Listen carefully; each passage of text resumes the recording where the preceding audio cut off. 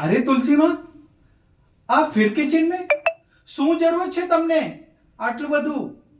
શું જરૂરત છે તમને આટલું બધું કામ કરવાની? માં, મેં હું ના, સબ સંભાળ લૂંગા. સવારથી જોઉં છું તમને. તમે ભાજી કાપી, તમે દાલ ચડાવી, તમે ગેસ પર કુકર બી મૂક્યો છે. હા, આટલું બધું કામ માં? માં, તમે ઘરની મુખિયા છો, મુખિયા. हाँ, रसोईया નથી माँ, रसोईया. हाँ माँ, आपका हाथ प्रसाद जैसा है, पर इसका मतलब ये तो नहीं कि आप सारा दिन गैस के सामने उभा रहे हो.